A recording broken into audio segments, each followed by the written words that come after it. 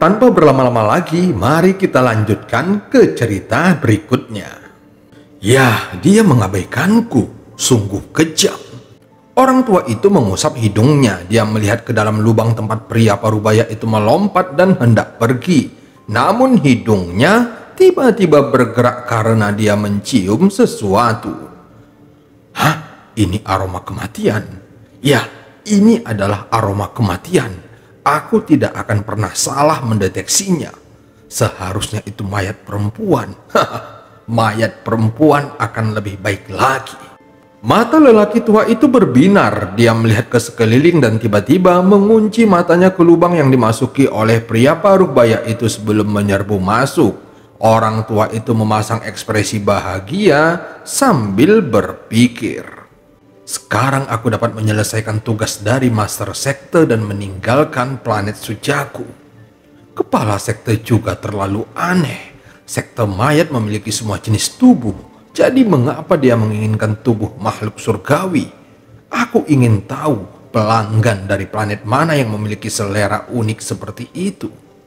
Sementara itu, Wang Lin dan yang lainnya menuruni lubang dengan sangat cepat. Mereka telah turun dalam jangka waktu yang tidak diketahui tanpa ada akhir yang terlihat. Namun kekuatan perlawanan yang mendorong mereka ke atas menjadi semakin kuat. Inilah tempatnya. Begitu kita turun, kita akan sampai di lokasi yang tercatat di dalam batu giok. Tetapi lokasi itu disegel oleh pembatasan. Namun dengan kita bertiga bergabung, kita seharusnya bisa membukanya dalam waktu 10 hari. Suara Cihu dipenuhi kegembiraan setelah kekuatan perlawanannya mencapai titik tertentu. Kecepatan mereka mulai melambat. Setelah sekian lama, perlawanan menjadi semakin kuat. Wang Lin menarik napasnya dalam-dalam sambil menutupi tubuhnya dengan energi spiritual untuk melawannya. Dia diam-diam menghitung bahwa mereka telah turun puluhan ribu meter tanpa terlihat ujungnya. Ketika dia menyebarkan kekuatan jiwanya ke bawah, ada kekuatan misterius yang mencegahnya melihat lebih dari 1000 meter ke bawah. Wang Lin melirik kupu-kupu merah. Tubuh wanita itu mengeluarkan cahaya biru dan tidak ada emosi di wajahnya. Adapun Cihu, tanda kapak di dahinya berkedip dengan cepat. Setiap kali muncul, kekuatan di sekelilingnya berkurang sedikit. Setelah waktu yang tidak diketahui, Cihu yang berada di depan berteriak kegirangan. Kita telah sampai. Wang Lin segera menampar tas penyimpanannya dan mengeluarkan bendera pembatasannya. Mereka bertiga akhirnya keluar dari gua pada saat yang bersamaan. Saat mengamati area di sekelilingnya dengan kekuatan jiwanya, ekspresinya tiba-tiba menjadi sangat aneh. Tempat ini tidak terlalu besar, lebarnya hanya sekitar 1000 kaki. Di tengah-tengah tempat ini memang terdapat sebuah kolam. Namun tidak ada peti mati giok surgawi di atas kolam ini. Jadi tidak perlu membicarakan tentang 3 pedang surgawi di atas peti mati giok. Adapun ramuan roh bahkan tidak ada jejaknya. Walaupun tidak ada harta karun, namun lokasinya persis sama dengan lokasi yang ditunjukkan di dalam batu giok. Cihu menatap dengan heran pemandangan di hadapannya. Sekarang pikirannya benar-benar kosong. Dia telah menghabiskan banyak upaya untuk bisa datang ke sini. Bahkan kompasnya telah dihancurkan untuk bisa sampai ke tempat ini. Tetapi dia tidak akan pernah berpikir hasilnya akan seperti ini. Kupu-kupu merah segera mencibir, lalu dia berkata dengan sedikit marah. Cihu, ini tempat yang kamu bicarakan. Aku telah menyanyiakan benang sari bunga mawarku agar bisa tiba ke sini. Jika kamu tidak memberiku penjelasan yang tepat hari ini, maka aku tidak akan membiarkan ini berlalu begitu saja. Adapun Wang Lin, dia melihat ke sekeliling dengan ekspresi aneh dan tidak bisa menahan senyuman pahit. Namun dia tidak semarah kupu-kupu merah. Bagaimanapun dia tidak kehilangan apapun dalam perjalanan ini. Dan bahkan menemukan batu ungu emas. Berdasarkan hal ini, maka dia telah mendapatkan keuntungan dari perjalanan ini. Memikirkan hal ini, dia bergerak maju dan mulai mencari di area tersebut dengan hati-hati. Mata kupu-kupu merah masih dipenuhi amarah. Dia juga mulai mencari dan berharap menemukan harta karun lainnya. Cihu masih menatap pemandangan di depannya dengan tidak percaya dan bergumam pada dirinya sendiri. Bagaimana ini bisa? Tidak mungkin. Mungkinkah orang lain menemukan tempat ini setelah Shiju tiba dan mengambil semua harta karunnya? Seharusnya itu yang terjadi. Dia dengan getir menggelengkan kepalanya. Dia menoleh ke arah Wang Lin dan kupu-kupu merah, lalu mengatupkan tangannya dan berkata, "Kalian berdua, kali ini aku yang ceroboh. Aku tidak menyangka akan menjadi seperti ini." Kupu-kupu merah hampir kehilangan kendali ketika dia menatap ke arah Cihu dan berteriak, "Apakah menurutmu hanya dengan mengatakan bahwa kamu ceroboh dapat memulihkan benang sari bungaku yang terbuang? Cihu, menurutku kamu sudah tahu bahwa tempat ini tidak memiliki harta karun dan kamu dengan sengaja meminjam kekuatanku selama di perjalanan. Kamu pasti memiliki tujuan lain. Jika kamu tidak menjelaskannya dengan jelas, jangan salahkan aku karena tidak peduli dengan hubungan klan kita." Sementara itu, Wang Lin dengan tenang mencari ke segala tempat tetapi tidak menemukan apapun. Pada akhirnya, matanya tertuju pada kolam. Setelah diperiksa lebih dekat, kolam itu sangat dalam dan dia tidak dapat melihat dasarnya. Setelah Cihu mendengar kata-kata kupu merah, ekspresinya langsung menjadi jelek, tetapi dia menahan amarahnya dan berkata dengan nada berat, "Kupu-kupu merah, begitu kita kembali ke planet Sujaku, aku akan memberimu penjelasan yang tepat. Namun jika kamu mengatakan bahwa aku mempunyai tujuan lain, maka itu sepenuhnya salah. Aku adalah tuan muda dari klan iblis raksasa. Meskipun aku tidak bisa menandingimu, namun aku adalah pria yang menepati janjiku." Kupu-kupu merah mencibir dan hendak berbicara, tetapi Wang Lin tiba-tiba berkata, "Cihu, kamu mengatakan sebelumnya bahwa tempat ini memiliki lapisan ketiga."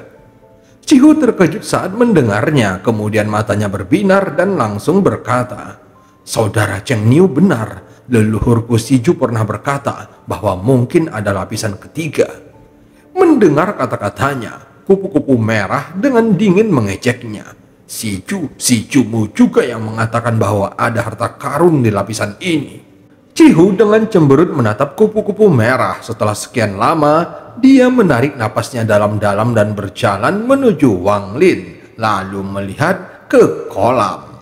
Wang Lin segera menatapnya dan perlahan berkata, "Jika ada lapisan ketiga, maka ini seharusnya menjadi pintu masuknya." Kupu-kupu merah sedikit mendengus saat mendengarnya. Dia dengan lembut bergerak ke samping kolam dan melihat ke dalamnya. Tepat pada saat ini, seseorang melayang turun dari terowongan di atas. Dia mengambil satu langkah dan seketika tiba di atas kolam air di depan mereka. Bersamaan dengan kemunculannya, ada sebuah kekuatan yang kuat mengelilingi mereka. Wajah Cihu langsung memutih dan dia batuk seteguk darah, lalu tubuhnya terlempar ke belakang. Adapun kupu-kupu merah, dia mengeluarkan suara teriakan yang menawan sambil dengan cepat mundur dan ada ekspresi keterkejutan di matanya. Namun Wang Lin sudah berjaga-jaga karena dia selalu merasa ada yang mengikuti mereka. Saat pria parubaya ini muncul, dia dengan cepat mundur meskipun dia masih terpengaruh oleh tekanannya. Namun dia tidak terluka. Hanya saja wajahnya memerah dan dia didorong mundur beberapa meter. "Hah?" Pria parubaya itu memandang Wang Lin dan meneguk anggurnya lagi. Adapun Cihu langsung berteriak, "Senior Chou Yi dari Sekte 5 Elemen." Pria parubaya itu tersenyum dan bertanya, "Si kecil dari klan iblis raksasa, kamu mengenaliku?" Setelah kupu-kupu merah mendengar nama Joey, ekspresinya tiba-tiba berubah saat dia menyembunyikan ekspresi jijiknya. Cihu dengan cepat dan penuh hormat berkata lagi, "Cihu dari klan iblis raksasa." Junior menyapa senior. Junior tahu nama senior sejak muda. Dia terlahir sebagai tuan muda dari klan iblis raksasa. Jadi dia telah mendapatkan banyak pengetahuan dari klannya sejak masih anak-anak. Dia telah melihat potret semua kultivator transformasi jiwa ke atas. Saat dia melihat labu merahnya, dia langsung bisa mengenali siapa orang ini. Bagaimanapun, Joey ini memiliki hobi yang sangat aneh. Setelah hobinya terkonfirmasi, Cihu bisa mengingatnya dengan sangat baik. Joey segera tersenyum tipis, tatapannya melewati kupu-kupu merah dan mendarat di Wang Lin. Si kecil ini bereaksi sangat cepat. "Sepertinya kamu sudah memperhatikanku selama perjalanan ke sini." Ekspresi Wang Lin tetap tenang saat dia dengan hormat menjawabnya. Junior hanya punya perasaan, tetapi tidak yakin. Saat Cihu dan kupu-kupu merah mendengar kata-katanya, ekspresi mereka menjadi aneh. Kemudian Joey melanjutkan kata-katanya lagi. "Peti mati giok surgawi di sini sudah kuambil. Kalian bertiga harus pergi dari sini." Cihu tersenyum pahit setelah mendengarnya dan dengan cepat mengangguk.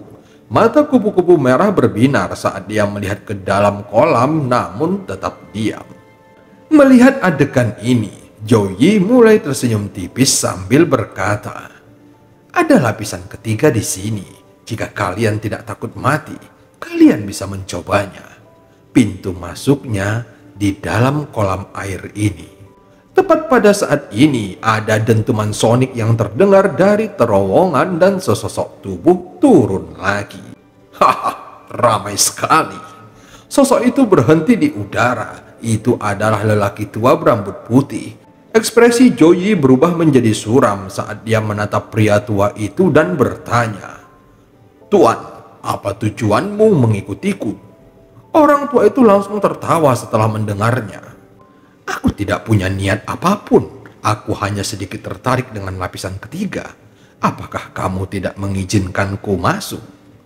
Mata Joey menatapnya dengan dingin, kemudian dia merenung sejenak sebelum mengambil langkah maju. Seketika, genangan air meledak saat air bergerak ke sampingnya, sehingga menampilkan terowongan di bawahnya. Segera Joey dengan cepat memasukinya. Mata lelaki tua itu tampak berbinar, dan dia juga segera menyusulnya. Kupu-kupu merah mengatupkan giginya. Kerugiannya kali ini sangat besar, dan dia tidak ingin pergi tanpa mendapatkan sesuatu. Meskipun itu adalah tempat terlarang, setidaknya dia harus mencobanya. Mengingat hal itu, dia segera bergegas ke dalam terowongan. Cihu memandang ke arah Wang Lin dan tersenyum pahit. "Saudara Cheng, apakah kamu bermaksud masuk atau akan pergi dari sini?" Wang Lin tetap tenang, dia tidak menjawabnya, tetapi bertanya, "Saudara Cihu, siapakah Joey itu?" Ekspresi Cihu menjadi aneh. Dia ragu-ragu sebentar, tetapi tidak berbicara. Sebaliknya, dia mengirimkan transmisi suaranya. "Saudara Cheng, orang itu adalah salah satu dari sedikit monster tua transformasi jiwa di Sujaku. Tingkat kultivasinya sangat tinggi, namun dia memiliki julukan pecinta mayat." Wang Lin terkejut ketika mendengarnya. Pecinta mayat? Cihu dengan cepat langsung mengingatkannya, "Jangan mengucapkannya keras-keras. Jika dia mendengarmu, maka kamu pasti akan mati." Dia segera mengatupkan tangannya dan berkata, "Saudara Cheng, aku akan turun untuk melihat. Bagaimana kalau kita pergi bersama?" Wang Lin berpikir sejenak dan mengangguk. Kemudian keduanya dengan cepat terbang menuju terowongan di bawah kolam. Terowongan di bawah kolam tidak terlalu dalam, dan karena mereka berdua bergerak cepat, mereka dengan cepat melewatinya. Ketika mereka keluar dari terowongan, mereka memasuki dunia yang ditutupi oleh kristal putih. Kristal-kristal ini melepaskan energi spiritual surgawi yang kuat dan itu terlihat mengambang di mana-mana. Di kejauhan, kupu-kupu merah sedang mengumpulkan energi spiritual surgawi dengan sebuah labu. Cihu juga memperlihatkan ekspresi gembira saat dia dengan cepat mengeluarkan tas kain hijau. Dia mengguncang tas itu dan sejumlah besar energi spiritual surgawi langsung memasukinya. Pada saat yang sama, dia mendarat di dekat bongkahan kristal dan menabraknya. Terdengar suara benturan logam, tetapi kristal itu tidak bergerak sama sekali. Mata Wang Lin berbinar melihat pemandangan ini. Dia juga segera mengeluarkan kayunya untuk menyerap energi spiritual surgawi di sekitarnya. Mereka bertiga tidak mengatakan sepatah kata pun saat mereka memusatkan seluruh perhatian pada penyerapan energi spiritual surgawi. Namun kayu Wang Lin tidak sebaik dua harta karun lainnya, jadi kecepatannya jauh lebih lambat. Tidak lama kemudian, ledakan keras bergema di kejauhan dan suara Zhou Yi mencapai ke tempat mereka. "Orang tua, jangan mendorongku terlalu jauh.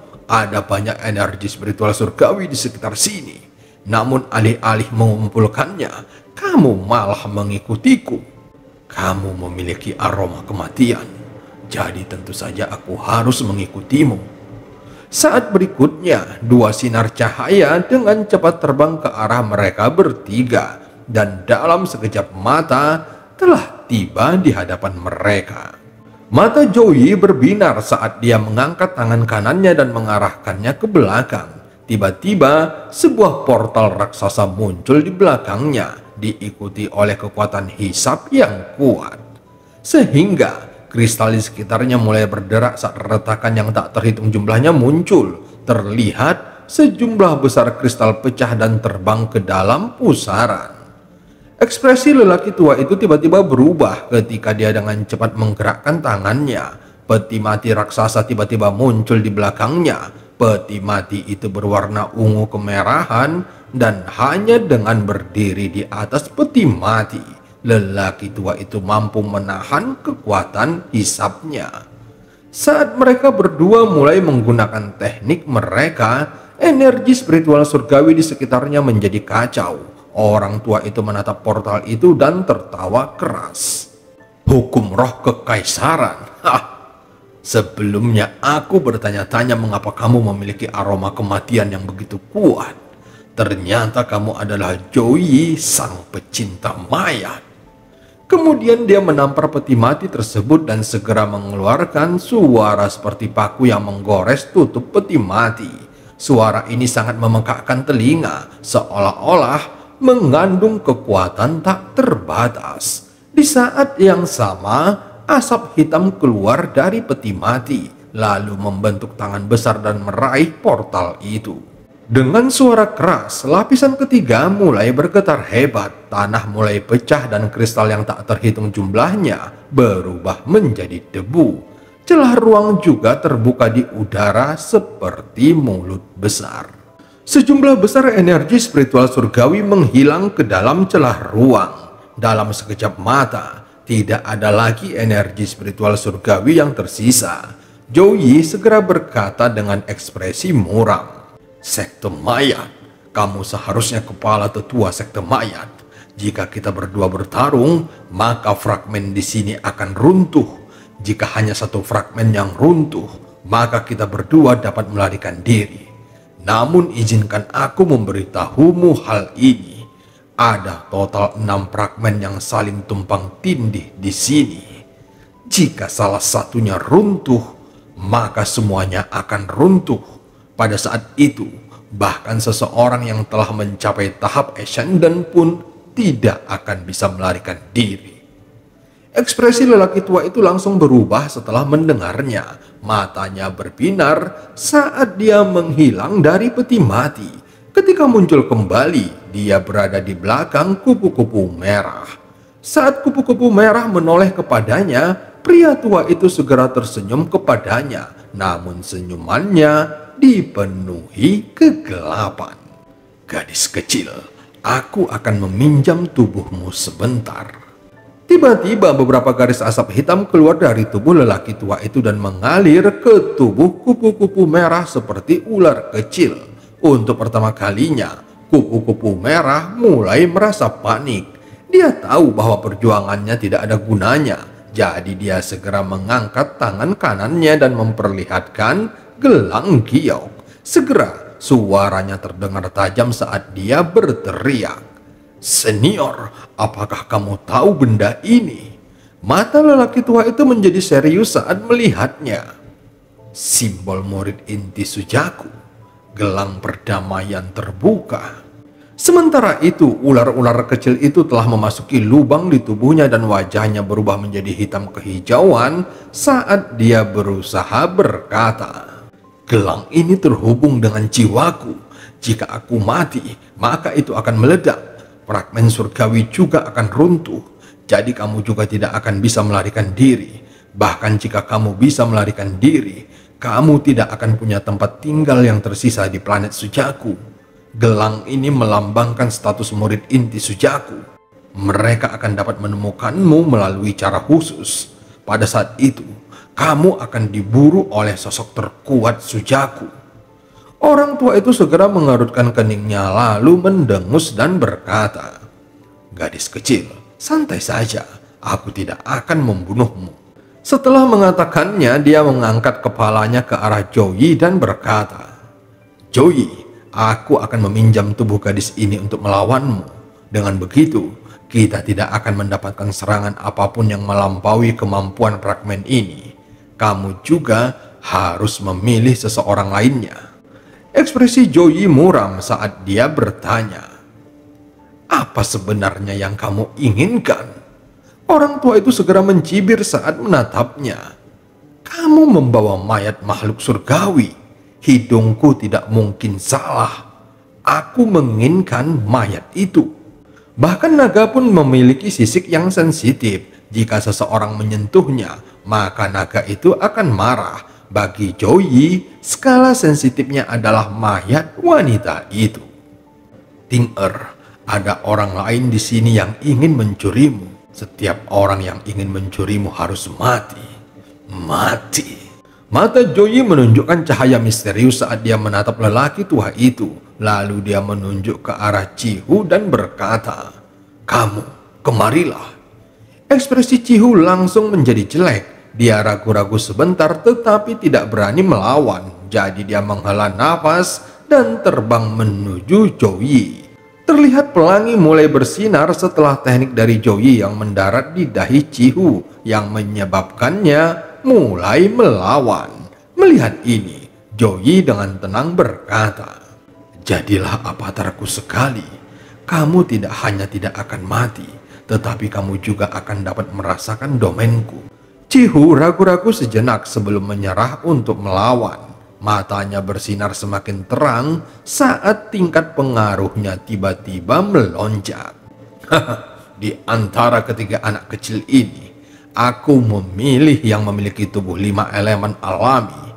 Kamu memilih klan iblis raksasa kuno. Satu-satunya yang tersisa adalah orang normal yang tidak berguna. Kamu nyahlah." Orang tua itu tertawa sambil menatap Wang Lin. Ekspresi Wang Lin tetap tenang. Dia menatap lelaki tua itu dengan pandangan dingin sebelum berbalik untuk pergi. Dia tidak ingin terlibat dalam kekacauan ini. Karena dia disuruh pergi, maka dia akan pergi begitu saja. Namun kupu-kupu merah menampilkan ekspresi dingin saat dia tiba-tiba berkata, "Senior, bunuh dia. Jika kamu membunuhnya, aku akan menyerah untuk melawan dan mendukungmu sepenuhnya. Tetapi kamu harus menjanjikan keselamatanku." Orang tua itu terkejut saat mendengarnya. Dia mengangkat kepalanya saat matanya bersinar dan tampak seperti ingin membunuh Wang Lin. Mata Wang Lin tetap tenang saat dia mengeluarkan bendera pembatasan dan mencibir. "Kupu-kupu merah, jika kamu ingin tempat ini runtuh, kamu bisa mencobanya." Bendera pembatasan. Mata lelaki tua itu berbinar ketika dia menatap bendera kecil di tangan Wang Lin dan menarik napasnya dalam-dalam. Ini hanya perlu 1 segel lagi untuk mencapai 99 segel penuh. Orang ini tidak berbohong. Setelah mencapai 99 segel penuh, itu akan menarik petir pembalasan dewa. Begitu itu muncul, maka tidak ada seorang pun di sini yang akan selamat, termasuk dirinya sendiri. Orang tua itu menunjukkan sedikit rasa takut di wajahnya saat dia dengan cepat menarik tangannya. Ekspresi Wang Lin tetap tenang saat dia berhenti di pintu masuk terowongan dan mengarahkan pandangannya ke mereka berempat. Karena aku sudah berada di sini, maka aku tidak perlu terburu-buru untuk pergi. Mengapa tidak melihat bagaimana para kultivator transformasi jiwa ini bertarung? Mata Cihu menjadi semakin cerah hingga akhirnya dia mengaum dan berdiri. Suara retakan terdengar dari seluruh tubuhnya seiring pertumbuhannya. Dia sekarang berubah menjadi raksasa setinggi 30 kaki. Banyak urat biru yang bermunculan di tubuhnya sehingga membuatnya terlihat seperti dewa iblis. Di belakangnya ada sosok ilusi yang berangsur-angsur menjadi padat dan menampakkan dirinya sebagai Joey.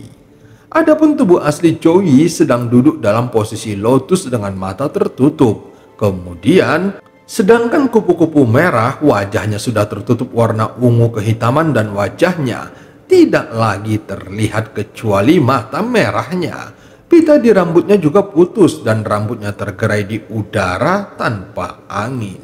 Jejak aroma kematian menyebar dari tubuhnya dan menyebar ke sekitarnya. Sosok ilusi juga berdiri di belakangnya. Sosok ini bukanlah seorang lelaki tua, melainkan seorang pemuda tampan.